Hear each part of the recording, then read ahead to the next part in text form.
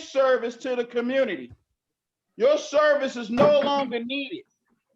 We want you to turn in your resignation, resign from your post, go back to doing whatever you were doing before, because serving the people is something that you just don't understand how to do.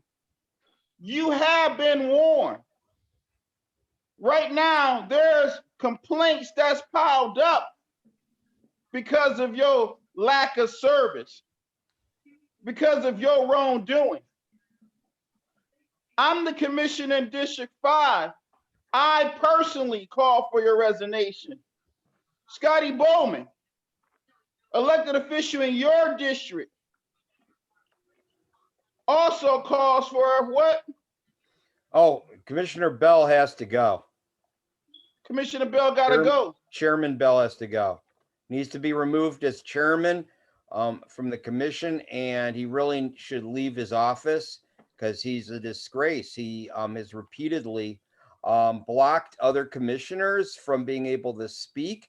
He's been disenfranchising their districts of representation, and I don't consider that a good representation of our district to be a person that tries to silence voices that call for the police commission to go forward with the vision that Coleman Alexander Young had back in 1974, that we have good civilian oversight. And that means holding officers accountable. It means that when there is abuse of the rights of citizens, that those officers are dealt with appropriately. It also means, of course, that we uphold and respect the officers who are doing the right thing and not doing that, but rather helping people in doing their jobs correctly.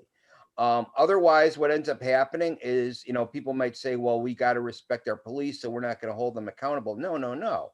The ones who are doing wrong, you hold accountable. You don't dump all the good ones in with the few that are doing wrong. You don't make that your standard. We realize that we're dealing with Detroit's finest here, and keep the finest, hold them in high regard. It's the other ones that are tainting their image, and those are the people that need to be removed.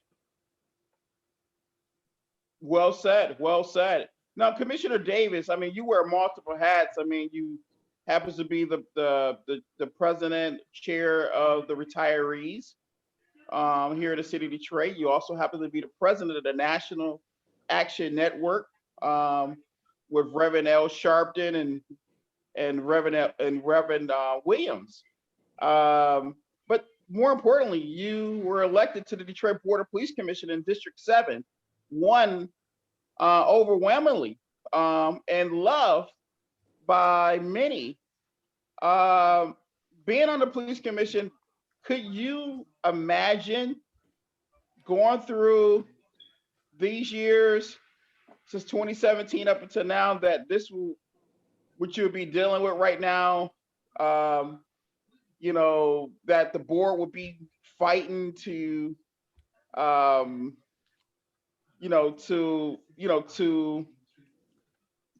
fighting for transparency, fighting for on the behalf of the citizens. Fighting against the rubber stamps and asking them to do the right thing. Is this anything that you imagine? Well, no, it's definitely not what I imagined, because I would think, philosophically, we should be doing what the charter says. We should be there for civilian oversight of the police department. We are not supposed to be a rubber stamp. We are not supposed to be advocating stuff that's detrimental to our people, especially Black people. Facial recognition. Why are we spending money for that? Shot spotter. Why are we spending money for that? We should be spending money on having more police officers on the job. And if police officers are not doing their job, they should be terminated. Exactly. We need to be taking a more aggressive stand. We need to be helping more people. And we need to make sure that more of our officers live in the city of Detroit. People say that I'm biased. Yes, I am biased. I want my officers to live in the city of Detroit. I want our officers to represent and look like the people that they are there to protect and serve, not to over police, do over enforcement. Far too often, too many Black people are, if you drive around, go to these communities outside the city of Detroit, you see, like, say, you go to Ferndale, you go to Dearborn, you go to a number of communities, the majority of the people in the courts are people of color.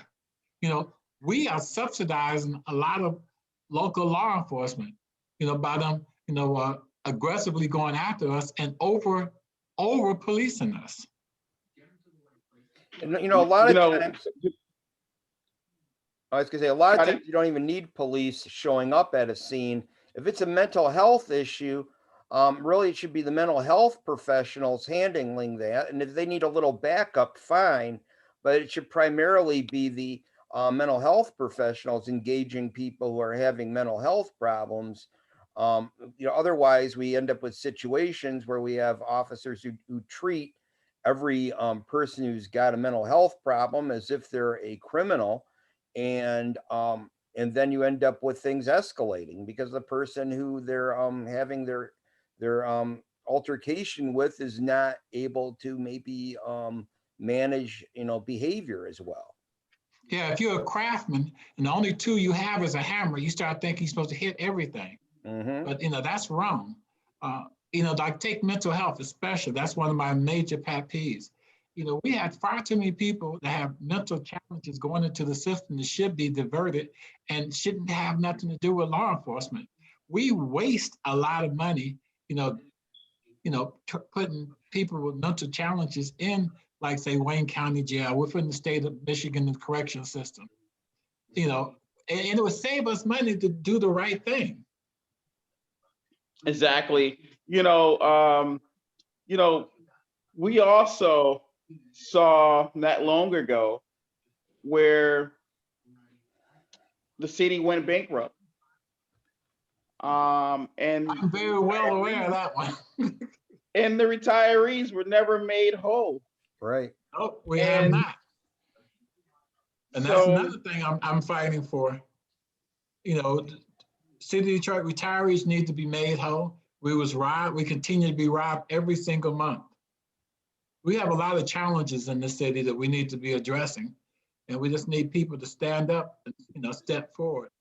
And the main thing people have to do is to stand up, because if you stand up, people can't ride your back. Mm-hmm. That's a good way of putting it. And the other thing about the whole bit with the retirees is if people can't be confident that they can collect the benefits they're promised by the city when they retire, then they don't have much of an incentive to stay. It may be if they can happen to get work here easier because there's a higher demand or something, or it might build creds to be in a major city, that you might have a lot of people kind of stopping in or taking advantage of the academy and working a couple of years in Detroit, and then they're gone. So you don't get the experienced people who need to really get to know our city and be part of the city and make it their career, make it their life mission to be here in Detroit, serving the people of Detroit. You don't have those people if they can't be assured that they have a future later on. So they can look back and see how we treated people in the past. And as long as we don't make good on those people we didn't treat right in the past, they have no reason to expect being treated any better in the future. Right, because a lot of city retirees could have actually made more money going elsewhere. But we stayed principally because we had a state of Michigan Constitution protection that was stolen from us, saying that our pensions was guaranteed, saying our benefits was guaranteed, our health care was guaranteed. But nothing is guaranteed when you're dealing with demons. But you have to stand up and challenge them.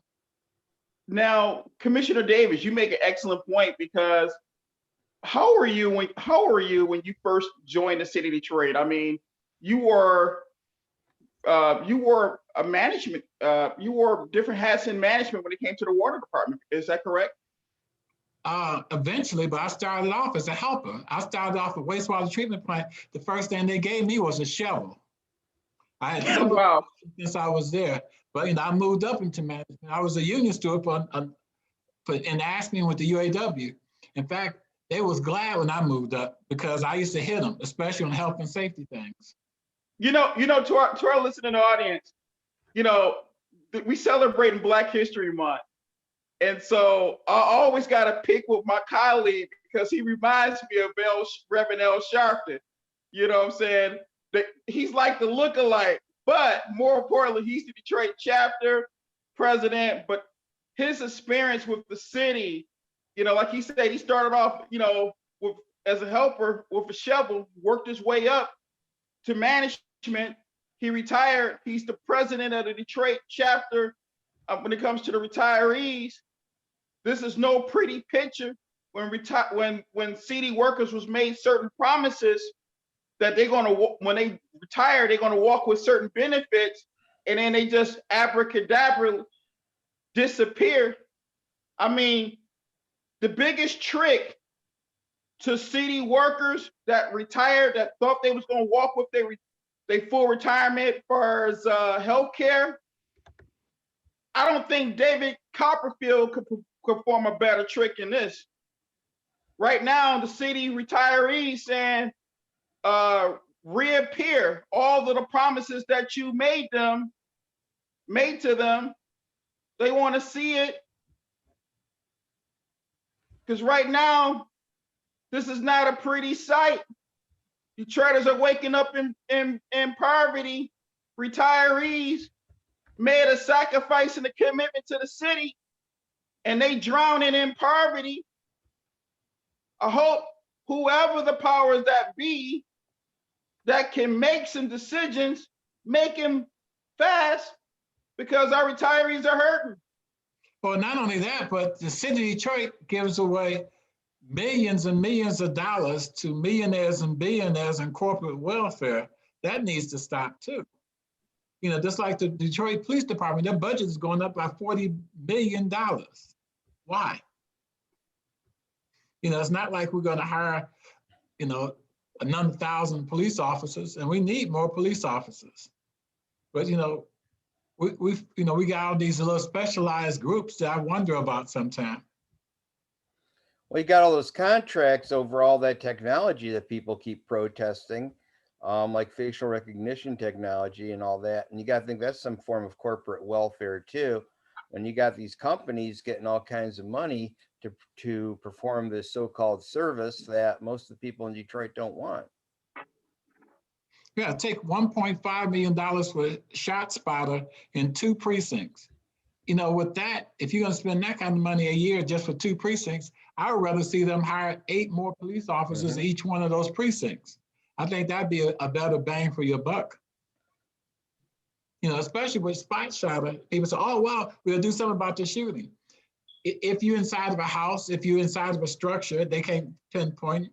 And then, you don't know exactly what all they're listening to.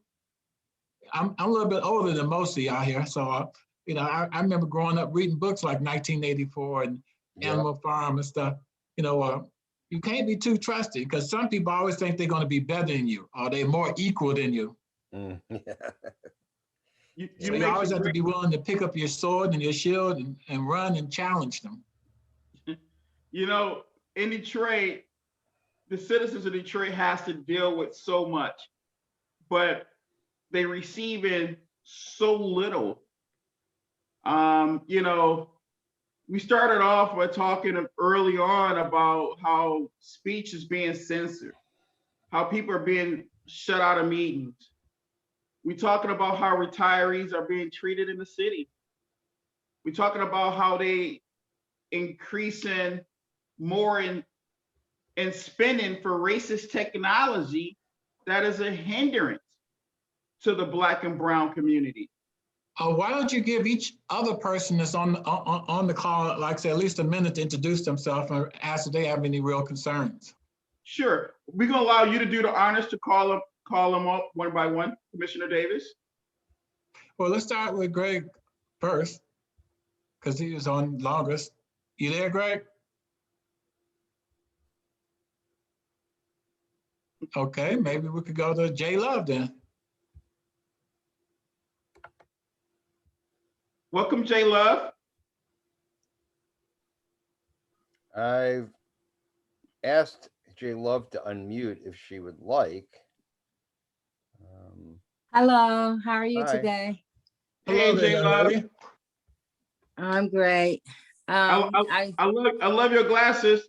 Oh, thank you. I was just listening to the conversation and touched on facial recognition a couple of times, and I just wonder, all the millions they pay for, how is that working with these masks? Good point. A good point. Yeah, I remember back in 2019, I organized a protest where we wore masks to protest facial recognition technology, going, here's a low-tech solution to a high-tech problem. And here we are. And instead of them like trying to ban people from wearing masks, they're requiring it. Hey. Wow. J Love, right now there's a lot of issues that's really hindering the Black community. You're a community activist, an educator, you're a mom, but you also speak to Black Detroit. You speak to those that are in pain. You speak to those that waking up in poverty. What are some of the thoughts that's probably going through your mind right now? And share with us, because you have the pulse of the people. When J Love speaks, the community listens. When Commissioner Bill Davis started getting on his computer, sending out emails, telling people to come to meetings, they show up. So, I talk a lot about wrongful convictions because my son was wrongfully incarcerated for something he didn't do. And as we see, one of the mothers who were with me during the rallies that I organized this past summer, her son was released from prison after 16 years for a crime he didn't do. So when you look at that and you see that they're entitled to millions of dollars because they spent all these years in prison, wouldn't the most economically and not even morally thing would be prevent wrongful incarcerations from happening in the first place? We have so many issues that people are speaking about, but no one is listening. And more children of mothers and fathers and loved ones are being incarcerated. Now, we know we have issues with crime, and I'm not saying that, that people are, not doing crime. I'm saying that there are innocent people going to prison for crimes that they didn't do. And we just really need to take a look at that and try to, as the police commissioners, try to look at these cases and bring them up in your meetings. And maybe there's something that you guys can implement, or something that policies that we can implement from looking at the already 28 people who have been exonerated since the CIU started, and maybe implement some policies, because who pays these millions to these exonerees? The taxpayers. So that's just, that's me on my soapbox about wrongful convictions. I'm not going to start speaking about it until we do something about it. That's right. That's right. Do you live in the city of Detroit, Ms. J Love? I live in Wayne County. My son lives in the city of Detroit. Okay. Well, he did. The reason I asked, because we need you. We need leaders like you to be on the Detroit City Council. We need leaders like yourself to be on the Detroit Board of Police Commission. When I look at the very least, come on and make public comments. And let me know if you have any problems making public comment. No, I don't have any problem with making public comments. Oh no, I said that because like Scotty Bourne, he was prevented from making public comment, even though he has a right to. See, that's much better. A live picture of you, my dear. Yes. So, yeah. Charles Miller. Charles Miller, did you have something you wanted to say? So how you doing, Mr. Charles Miller? Oh, may have to see if I can unmute him. Gonna try that again. Mr. Miller, you have something you want to say? I click the ask to unmute thing. Hello. Look like Yeah, he's hi. unmuted I now. can hear you. Go ahead, Hello, sir. guys. I am sitting in a restaurant right now, and I apologize for all the background noise. I hope you can hear me, and I will be brief because you don't need to hear all this. The food's going to be delicious, but you don't need to hear it. Hopefully it's a Detroit restaurant. I am I was born, I'm a native of Detroit, and born and raised, and now I've lived in Texas, and now I'm at that in that state that's just below Michigan that'll remain nameless. Blue. But listen, guys, the thing that I'm excited to hear about is definitely as it pertains to the facial recognition. And I heard somebody when I was just signing on, they were talking about George Orwell in 1984 and Animal Farm and things like that. And That I was think, me. yes, sir. I think what is amazing is that we are truly having a serious conversation about something that seemed so fictional just a few months ago. All right. And my concern is not only the fact that we are having a serious consideration about something as crazy as being labeled and herded, but I feel that there's something afoot. And I mean, it's hard to have a conversation. I know Commissioner Burton and I, we've had a chance to go back and forth about the reality here of what we're dealing with as a community. But gentlemen, I'll be honest with you, and ladies, excuse me, ma'am, I'm sorry. You know, I am frightened, okay? I am afraid, not because of an immediate physical risk, but because freedoms that we took for granted are being removed. And I'll leave it at that. I'm it's like I'm new to this conversation, this party, and I'm really just observing and listening in. Thank you for the invitation, Commissioner Burton. But as a full-grown 60-year-old man, all right, with children of my own, a homeowner, business owner, all the rest, I see my freedoms at risk. Now, you can take that and label it if you want, but I'd be lying to you if I didn't say that I am nervous because if they can take your identity, brother, they can take anything they want. Absolutely. It's true. Gentlemen, I wish you the best, and I'm excited to be on and just listening. I'm going to mute myself. Thank you for joining us. Yes, sir. Thank you. Thank you. Thank you, Thank Commissioner you, Mr. Burton. Miller. Right, that's one of my biggest fears. I have two sons, two black men. My sons, they're in their 20s. And I know that things were bad when I was coming up because I got stopped a number of times for a number of reasons. Just by the grace of God, I never went to jail for anything. But you have to be so much more, even more afraid, because when I was coming up, the police would just beat you up. Now they shoot you and kill you. Don't get me wrong, they probably were shooting and killing people then too, but not as often as it seems to be happening now. Or if you survive the police encounter, you may be wrongfully convicted for something you didn't do. Well, not even just that too, but you might be picked up for something, and like I said, they might charge you with something. And if you got money, you could just walk and take your time, come back months and months later. But if you don't have money, you might spend months in jail before they even have a court date. And you have a lot of people that cop a plea just to try to get out of jail. So you start down that path, especially a lot of black and brown people are going down that path, which just gets worse and worse. It's a terrible cycle. So to me, race always matters.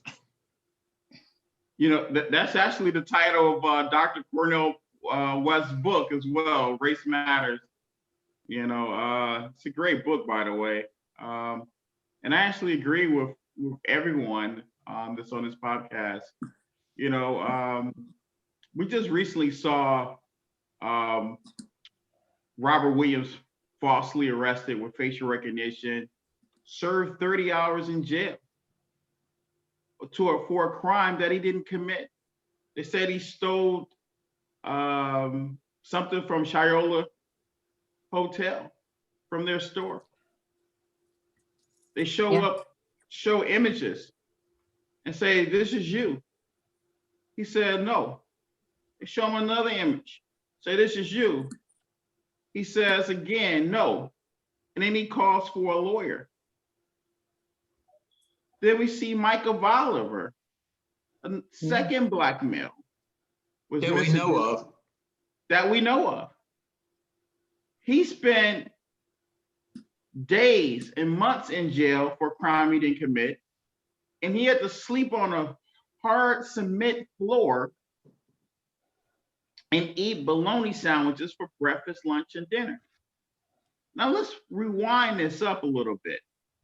If this technology is misidentifying people right here in the city of Detroit, America's blackest, poorest city, we need to shut this technology down. Yeah. Commissioner Davis, Jay Love, Scotty Bowman, you all have spoken out and said we need to shut it down. They're not listening to Jay Love. They're not listening to Scotty Bowman. They're not listening to Commissioner Davis or myself or Commissioner Brown. We all have said that we need to shut this technology down. Commissioner Davis, you actually put a motion on the floor. Can you tell us what the outcome of the motion, when you put the motion out to ban facial recognition? Well, the majority of the elected commissioners voted to go along with it, but we have former law enforcement and appointees that, was carrying the vote. I think it's just wrong on so many levels to have former law enforcement on the board of police commissioners. That's just crazy. To think that people don't have biases. I know I personally have biases. So I could just imagine if you was a former law enforcement, what biases that you could have. When people say, "Oh, nobody," we don't have biases. Everybody got biases. And then you have people that be in a position of authority that could act on those biases. That's what you have to be concerned about. I think it's a waste of money and time. That those resources could be going to other and better things. Jay Love, we just mentioned Robert Williams, Michael Bolivar, that was misidentified by facial recognition. You're a community activist. You have gone to the jails. You have gone to the prisons. You have talked to people that were falsely arrested, falsely charged. What this does to a person? Well, so we know that the technology is junk science because it's biased. And the people who are viewing the technology have biases. And then we act out of our biases. So, and then in a community that is it doesn't help the morale of the people. And, with my son who's just been home a month, he's suffering, just from the point of being somewhere for 2 years for something he didn't do. Can you let that sink in? Just being in that prison environment.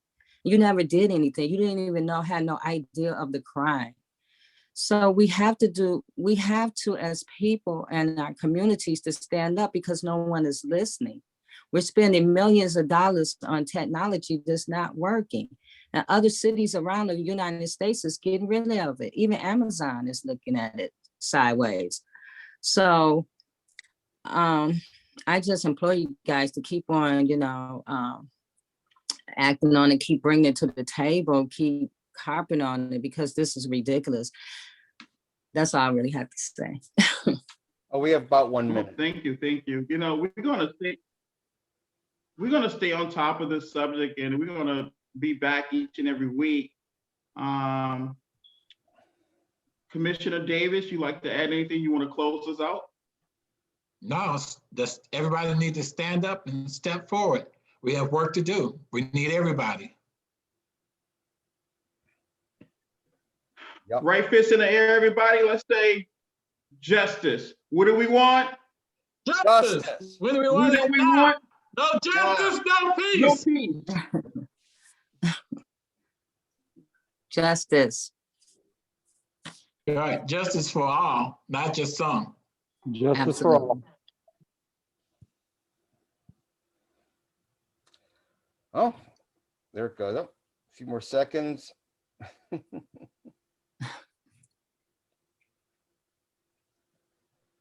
Yep. Oh, we had that.